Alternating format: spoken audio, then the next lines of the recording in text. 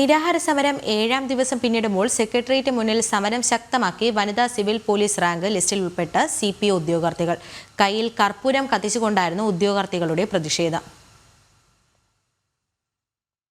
Rank list കാലാവധി അവസാനിക്കാൻ ദിവസങ്ങൾ മാത്രം ബാക്കി നിൽക്കെയാണ് CPO ഉദ്യോഗാർത്ഥികൾ പ്രതിഷേധം കടുപ്പിക്കുന്നത്.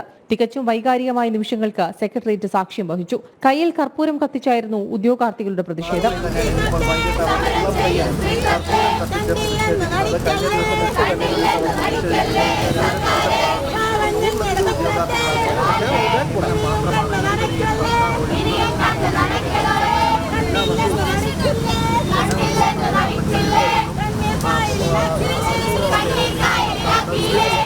രാവിലെ മുട്ടിലെഴിഞ്ഞ് സർക്കാരിനോട് യാചിച്ചായിരുന്നു സമരം. സഹനവും കണ്ണീരും നിറഞ്ഞ സമരം കണ്ടുനിന്നവരുടെ കണ്ണു നനയിച്ചു.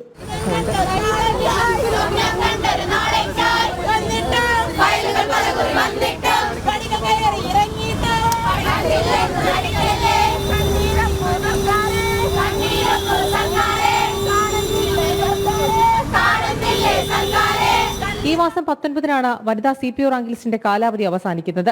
സമയം അവസാനിക്കുന്നതിന് മുൻപ് പരമാവധി നിയമനം നടത്തുക, നിയമനം വേഗത്തിലാക്കുക എന്നീ ആവശ്യങ്ങൾ ഉന്നയിച്ചാണ് സമരം. പല ജില്ലകളിൽ നിന്നുള്ള ഉദ്യോഗാർത്ഥികൾ നടത്തുന്ന രാപ്പകൽ സമരം 12 ദിവസം പിന്നിട്ടു.